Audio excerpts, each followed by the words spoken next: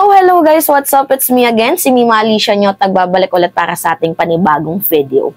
So, ito na nga po guys, rekta na tayo ha. So, sinagot na nga po ni First Lady Liza Araneta Marcos itong mga paninira, itong mga banat, itong mga paratang na mga putang inang nanggigigil ako. Itong mga tanginang vloggers na to, na talagang literal na mga kilalado na naninira sa kanya. Sinagot niya na yung buwelta ni Glenn Chong, ni Maharlika, ni Sasot, at ni Attorney Vic Rodriguez. Ngayon, unahin nating pag-usapan itong kaso ni Glenn Chong. Diba ano yung sabi palagi ni Glenn Chong tuwing may event, tuwing may rally, lalo na kung mayroong hakbang maisog, prayer rally, ano yung lagi niyang sinasabi? Na itong si President Marcos daw ay bunga daw po guys ng Smartmatic. So, ang nagpalakad daw po niyan, guys, is si First Lady Liza Araneta Marcos. Siya daw po yung behind the back kung bakit nanalo itong si President Marcos. Dahil nga po, guys, pinagana nila ang kanilang powers dito sa Smartmatic. Alam mo, Glenn Chong, putang ina ka, loyal. Guys, ayoko nang bumaba sa ganung level, Pero, pasensya nyo na ako, humingi ako ng pasensya kung napamura ako at this moment. Ngayon lang po talaga ako guys nagmura. Alam nyo, itong si Glenn Chong na to, mataas naman ang pinag-aralan. Lawyer naman guys. 'Di ba? Pasado bilang abogado. Naging kawani din ng gobyerno.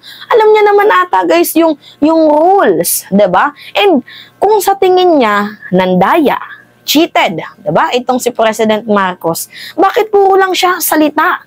Puro lang siya rally, puro lang bunganga. Bakit hindi niya ilabas ang kanyang ebidensya tapos pumunta siya doon sa Commission on Election at magreklamo, magsampa ng kaso? Guys, napakasimple. Lawyer siya eh. 'Di ba? Alam niya 'yun kung ano yung due process, 'di ba? Kung gusto mong magkaso kasi nga, 'di ba? Sa tingin mo nandaya, dalhin mo yung ebidensya mo, pumunta ka sa Commission on Election, doon ka magngangawa, doon ka magreklamo. Ang tanong kasi dito, bakit hanggang doon ka lang sa prayer rally? 'Di ba? Ang lumalabas dito, guys, puro paninira. Puro bunganga, walay ebidensya. Nagigets niyo ko? So, ngayon nga po guys, sumagot itong si First Lady. So, ito yung kanyang sabi. Panoodin natin guys panoodin natin. Beses, isang congressman, former congressman, si Attorney Chong, narinig niyo naman siguro yun. Ang sabi, sasampalin ko yung kayo nga daw po. Di ba? Narinig niyo po yan. Ano pong naramdaman niya? My first reaction was, you're an officer of the court. Opo. And then he says we cheated. Pero nandun siya nung counting. Nandun siya, he was part of our election team. So why did he wait 1 year to say that we cheated? Diba? Nandun ka, every meeting nandun ka. But, they say you're the size of your enemy. Yan mo na siya. I hope he wins for, I don't know what, congressman or governor or whatever. And isa pa guys madagdag ko, ang bait ni First Lady, no? Diba? Kahit siniraan siya, sabi niya, wini-wish ko pa din and hoping sana ako kung ano mo yung tatakbuhan mo, congressman, senator, hoping na sana manalo ka. Alam nyo guys, naawa na nga ako dito sa ating First Lady eh. Diba? Despite na grabe yung panghihila nila pababa sa ating First Lady, grabe yung mga tirada nila, still wishing the best pa din itong si First Lady sa kanila. Now, ito nga guys yung punto ko. 'Di ba sinabi ni First Lady Liza Araneta Marcos na itong si Glenn Chong ay parte ng kanilang team, and nung nagka-counting nandoon naman daw po siya. Ito nga din guys yung sinasabi ko. 'Di ba yung Smartmatic na ginamit dito kay Glenn Chong, kay President Marcos. Putang ina mo kang Glenn Chong ka, ikaw na tuloy nababanggit kung animal ka. 'Di ba itong Smartmatic na ginamit kay President Marcos during the election, ito din po guys ang ginamit kay Vice President Sara Duterte. So ano yun? Si Sara, produkto din ba ng Smartmatic? ito nga yung sinasabi ko sa inyo, guys. Nilalaglag lang talaga nila itong si President Marcos, pero hindi nila napapansin, laging dawit dito si Sara Duterte. Ganyan din po, guys, yung yung nangyari dito kay Harry Roque. Ano yung sabi ni Harry Roque? Gusto daw ni President Marcos na magkaroon ng martial law. Kasi nag-a-annex na nga daw po ang China, so magtatatag siya ng martial law. Gusto niyang kumampi dito sa Amerika para in case daw po na kasi gusto daw po magkagera ni President Marcos. Kung nakikinig lang daw po tayo sa gentleman's agreement, di sana hindi tayo binobomba ng China. Nagigets nyo, guys, yung punto? Si Harry Roque, yung point niya, isirain si President Marcos. Pero ano nangyari? Nabuking sila, na totoo nga ang gentleman's agreement.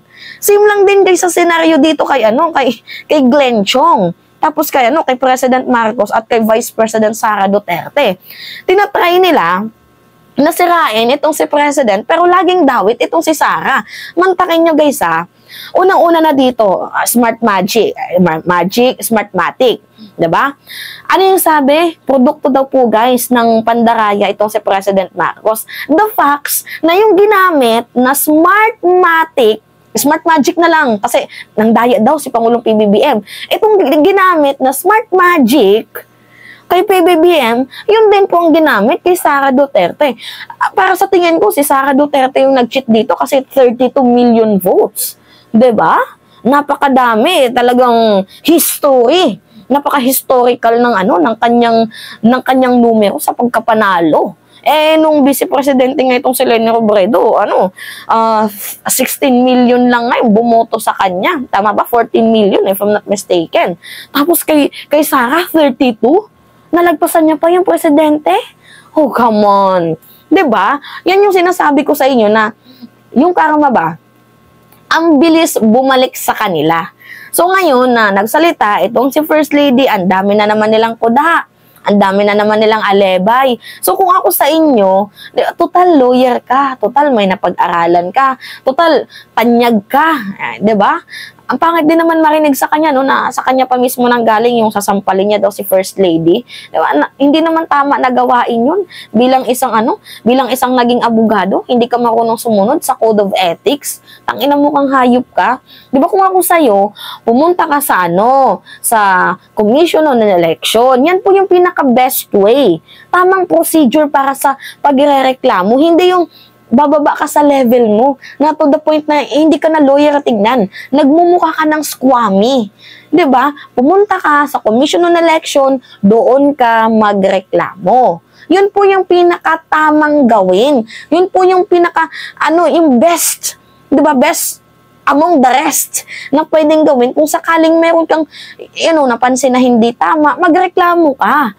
'Di ba? Pumunta ka sa isang authority or sa isang ahensya ng gobyerno kung saan mapapansin yung problema mo. For example, sinuntok ka o pumunta ka sa mga pulis. Ninakawan ka, pumunta ka sa mga pulis. Yung trabaho mo, hindi ka pinapasweldo ng maayos, pumunta ka sa DOLE. Ngayon, nasa tingin mo, nandaya, itong ating presidente, pumunta ka sa Commission on Election, doon ka magreklamo. Yun, guys, yung pinakatamang gawin dito. Pero, ewan ko ba, tang-inang lawyer na to, ang sarap mong hindutin bakla ka.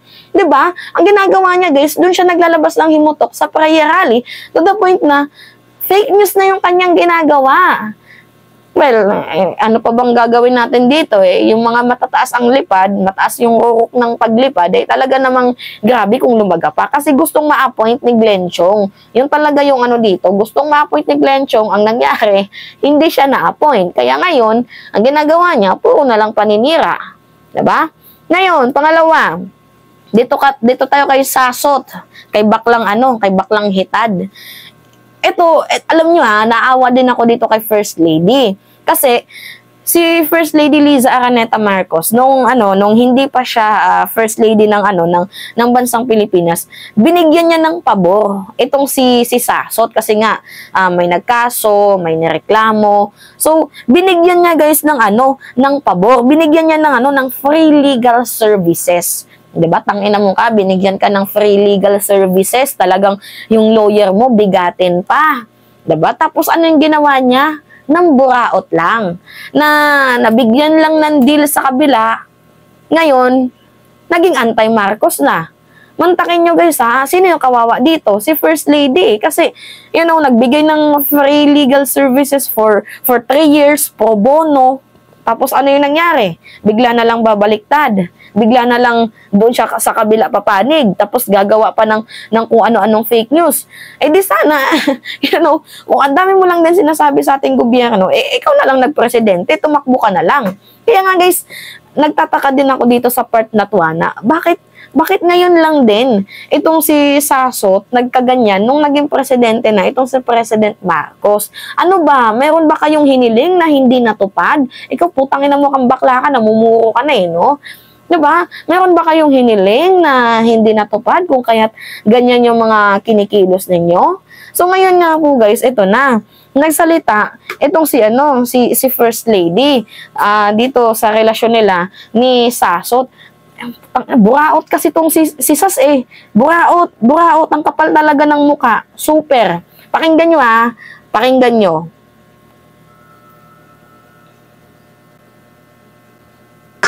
Okay? Sas and RJ, I met them because they were sued for cyber libel. So, they came to me, pro bono. Ako naman, I would write because I was on leave that time. I didn't know that Sas was a guy. Okay? So, my affidavit said, she did. Sabi ni Jenny, ma'am, lalaki yan. So, I did all that, di ba? So, 3 years pro bono. Tapos bigla na lang, something happened. We went to court. She made a deal with the other side and took RJ away. So I'm like, teka muna. Medyo makapal yan, pro bono, 3 years, tapos you'll fire a law firm. Diba? Naku, I didn't know what to tell my partners. Parang, tapos yun, kung anong sinasabi. Parang, why are you doing that? But, well, if you're happy that way, there's such a thing as karma. I'm sure after 1,500 days, you'll stop talking about me. Yan, narinig nyo? Diba, kita nyo kung paano, kung gaano kakapal ang muka ng baklang si Sasot na to. Kung gaano ba kaburaot. Diba, kung hindi pa nagsalita si First Lady Liza ng ganyan, hindi ko pa nalaman na binigyan pala ng free legal services ni First Lady Liza Araneta Marcos. Itong si Sasot, mantakin mo, bigating lawyer, diba, binigyan, pro bono nga, free legal services, diba, libre. Lahat libre. Diba, saan ka pa nun? Well, kung nanay nga ni Sasot, galit din sa kanya Kasi, alam yung itong nanay ni Sasot, Lenny yan. Nagalit nga yung nanay ni Sasot sa kanya kasi bakit niya daw sinisiraan si Lenny? Diba? Wala tayong magagawa dyan kasi may ewan ko guys kung ako lang ba yung nakapansin, pero parang lahat ng mga naninira dito sa ating First Lady, kay President Marcos, tingnan niyo yung mga pagmumuka. Diba, mga mukhang basura. Although kahit sabihin na lang natin na mayaman sila, yung kanilang pag-uugali, wala talaga akong masabi guys. Literal na basura na talaga ang aking tingin. Mantakin nyo, hindi ba kayo nahihiya sa pinanggagawa nyo? Ha? Sasot, isipin mo na lang 3 years. Diba, 3 years. Isipin mo na lang, yung sakripisyo, yung oras, diba, na inilaan sa'yo, ibinigay sa'yo, yung effort, diba? Hindi ka man lang nag-isip, Sas? Ha? Effort na lang sana yung tiningnan mo, kahit hindi ka na lang magtanaw ng utang na loob or something else, kung maging anti-Marcos ka na lang. Pero yung the way na i-treat mo ang First Lady ng ganyan-ganyan ng mga mapanirang puring pananalita, hindi mo man lang ba inisip yung time na down ka, nandyan siya sa'yo? Yung time na na tinutulungan ka niya, yung time na kinasuhan ka for cyber libel, nandyan siya sa'yo? Humingi ka ng tulong for, pinagsilbihan ka niya, pinaglingkuran ka niya for almost 3 years. Tapos, ganun-ganun na lang yung igaganti mo sa kanya. Magbabado ka ng masamang tinapay. Tapos, ang malala dito, iniwan mo si RJ, si TP, sa ere. Hindi ko talaga makuha, guys, yung punto nila. Hindi ko din makuha yung gusto nilang ilabas. Hindi ko alam kung bakit sila nagkakaganito na to the point na tingnan nyo, yung recent paninira ni SAS, yung may nahuli, 'di ba, na 13 billion worth of shabu. Ang dami niyang tanong, ang dami niyang sinasabi na naggagawa na siya ng conclusion na hindi, niloloko tayo ng mga yan. Huwag kayong maniniwala dyan sa mga yan kasi niloloko lang kayo ng mga yan. Yan agad yung sinasabi niya. Malamang yung nahuli driver, driver lang naman yun. Anong kinalaman niya dun? Siya lang naman yung nag-drive. Inutusan lang naman siya. Diba guys? Alam ko na nagigets nyo ako. Alam ko na naiintindihan nyo guys yung punto ko. Ang problema lang kasi, itong grabe kasi magmanipula ba? Itong si SAS, itong si Maharlika, itong si Glenn Chong, diba? Grabe yung mga bunganga nila. Pero alam niyo yung response ni First Lady, sumatotal, kaya naman nilang kasuhan yung mga yan. Kasi lalo pa presidente, itong si President Marcos, kaya nilang gamitan ng powers. Pero ginawa ba nila? Hindi. Hindi nila ginawa kasi gusto nila magkaroon to ng katuldukan. Gusto nila magkaroon to ng ending. Kagaya nga ng sinabi ni First Lady, siguro after 1,500 days, tapos na din to. Hayaan na lang natin. Kasi hindi naman po gawain nila ang gumanti. Kahit ginagawan sila ng masamang tinapay, hindi nila gawain ang gumanti. Diba? Gets nyo ako, guys? Tingnan mo, napakawalang hiyang baklang to. Hindi ka naman lang naawa sa ating First Lady. Diba? Na tumulong sa'yo. Tapos, ganyan lang yung igaganti mo. Kapal ng muka. Grabe. Sobrang kapal. Now, dito naman tayo kay Maharlika.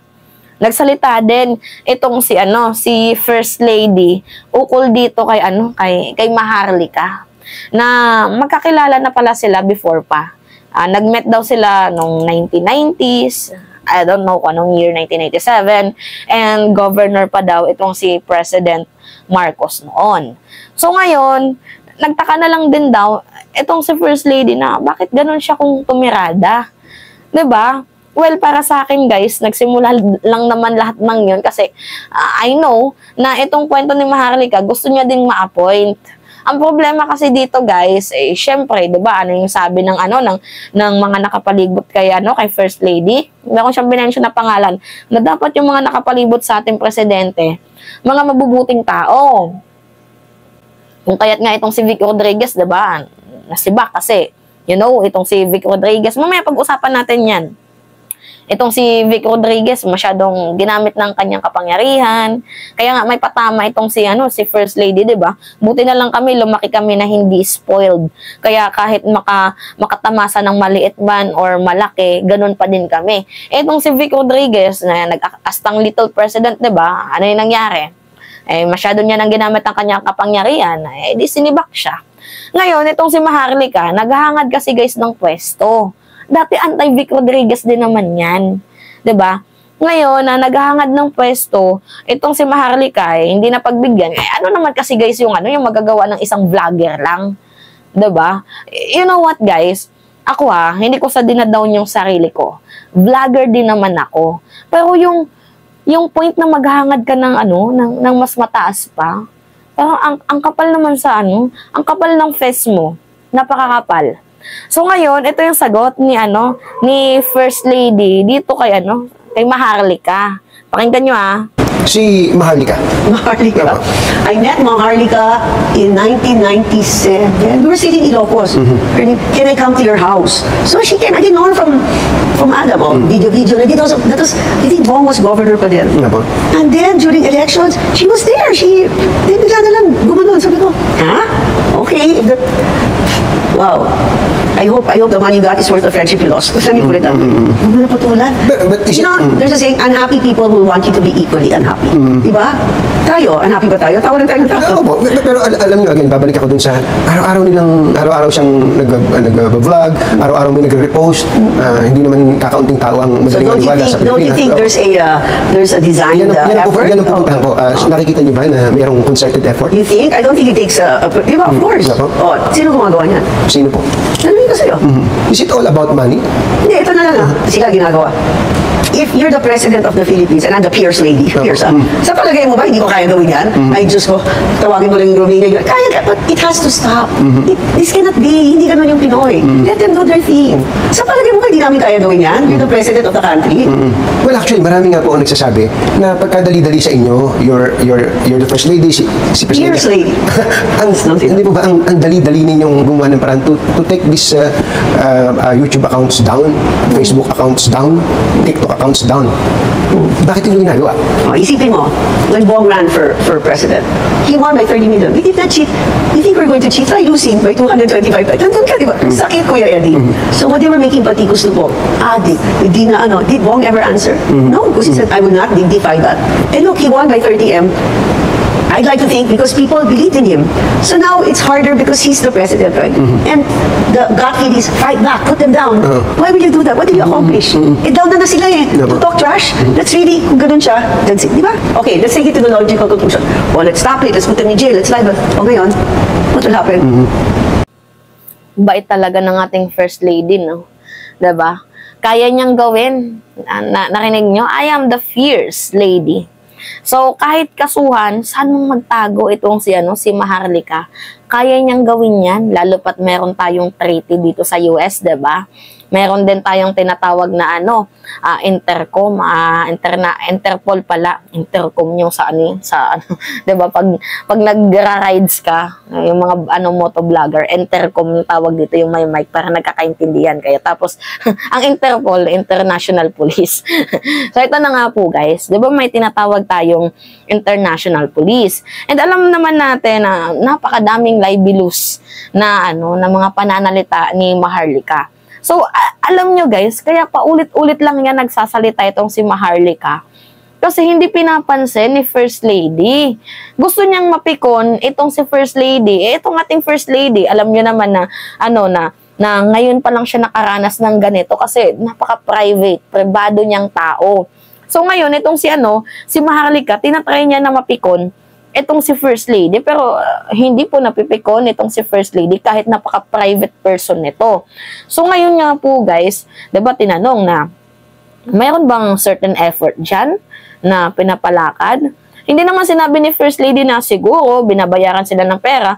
Wala namang sinabi itong si First Lady, pero ang kanyang pagkakasabi, alam mo, sa totoo lang, my husband is president and kaya naming gawin na, pahuli siya, pakulong siya, pero hindi nila ginawa. Bakit hindi nila ginawa? Kasi gusto nilang magkaroon pa din tayo ng nation building, ng unity. 'Di ba? Ang lala na kasi guys, sa totoo lang, First Lady, kung nakikinig ka man, ang lala na po ng ugali ni Maharlika. I think kailangan nyo na po itong patulan. Kasi kung hindi nyo itong patulan, mas lalala pa ng lalala itong kanyang mga pinagsasasabi, itong kanyang mga ginagawang fake news. So, hanggat maaga, 'di ba? Anuhan natin, bigyan natin ng boundaries. Wala, masyadong mabait itong ating First Lady. And kung sa tanong naman na, Mima, sa tingin mo, binabayaran ba itong silang Maharlika? Of course. 'Di ba? Si Katrina Enrile na mismo ang nagsabi, Katrina Ponce Enrile, yung anak ni Juan Ponce Enrile, na bayad daw po sila ng China, 'di ba, sa pamamagitan daw po ni Martin Andanar. Narinig nyo naman ata yun guys, no?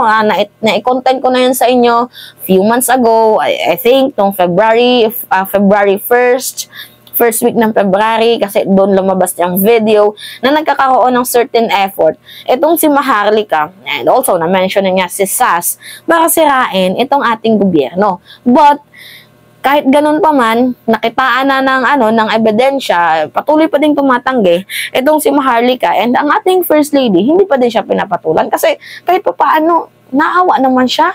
'Di ba? Yan na lang ata yung pinagkakakitaan niya. And sabi nga ni First Lady, kung yan ang ikakasaya niya, di dyan siya. Karma na lang ang bahala sa kanya. Karma na lang ang sa kanya. Diba? Pansin nyo? So, ngayon nga po guys, ganun kabait po. Pansin nyo ang ating First Lady.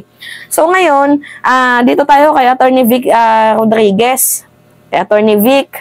So, lahat naman ata guys, nakakakilala kay Vic Rodriguez na close itong si Vic Rodriguez dito sa pamilya ng mga Marcoses. Itong si Vic Rodriguez po ay naging little president, 'di ba? Naging executive secretary. So ngayon nga po guys, nabalitaan naman ata natin before na before po matanggal itong si Attorney Vic Rodriguez bilang isang little president. Nagkaroon po guys ng issue nagkaroon to ng issue dito sa sa pagbebenta. Nagbebenta ba guys ng ng posesyon? Kayo makarinig kayo nun, 'di ba? Yung kapangyarihan mo ginagamit mo para magbenta ng posesyon. Each position nagkakahalaga ng 150 to 200 million pesos, 'di ba? So napakadaming napakadami at napakalaking pera nun. Kaya hindi na kayo magtaka guys, yung mga inappoint ni Vic Rodriguez, wag na tayong magtaka kung bakit nakakakuha sila ng message sa loob ng Malacanang kasi nandyan pa guys yung mga appointees ni Vic Rodriguez malamang kung sino yung nag-appoint sa inyo, dyan kayo magtatanaw ng utang na loob. Kaya nga mapapansin nyo, may mga issue sa Malacanang na ang bilis mag-leak up. 'Di ba? Ang bilis lumabas. Alam niyo kung bakit mabilis lumabas? Kasi nga nandyan pa yung iba nilang in-appoint. Although may mga Duterte's appointees pa din na mga nandyan, hindi pa naaalis. 'Di ba? Kung mapapansin nyo, laging may issue. 'Di ba? Kasi hindi lahat ng tao diyan sa Malacanang mapagkakatiwalaan. So now, dahan-dahan din yung pagsagot ni First Lady Liza Araneta Marcos ukol dito sa sa tanong sa kanya kung yung thought mo dito kay Vic Rodriguez. Pero isa lang guys yung napansin ko na yung pagkakasabi niya na dapat daw yung mga nakapalibot sa ating presidente is totoo. Which is alam naman natin na siguro parang itong si Vic Rodriguez, siya yung tipo ng tao na yung siya din yung lalamon sa inyo.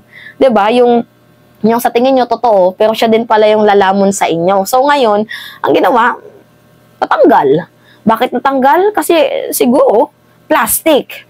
'Di ba? Kailangan lahat ng totoo naman guys na dapat lahat ng mga nakapalibot sa ating presidente, mga mabubuti ang loob, mga magaganda yung yung mithiin, yung layunin, sapagkat kung hindi maganda ang mithiin at hindi maganda ang layunin, guys, yung Pilipinas, pangit po ang magiging kinalabasan na yung mga na-appoint diyan binayaran lang kaya todo kurakot. Kesa naman yung na-appoint ka because magaling ka. 'Di ba? Mas maganda naman ata yung na-appoint ka because nag-effort ka, nagpakita ka ng kagalingan, nagpamalas ka ng kagalingan, hindi yung na-appoint ka dahil binili mo lang yung pwesto mo. So bala nang magiging kinalabasan nito, 'di ba? Puro corrupt, puro hingi budget tapos hindi naman napupunta pala sa mga totoong tao na dapat paglaanan.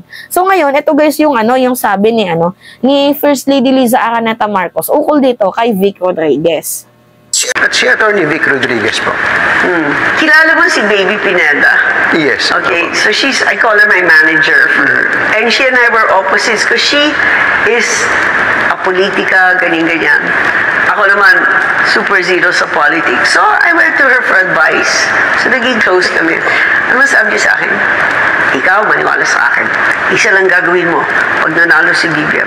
Siguraduhin mo na lahat ng tao sa paligid niya mabait. At saka para sa kanya.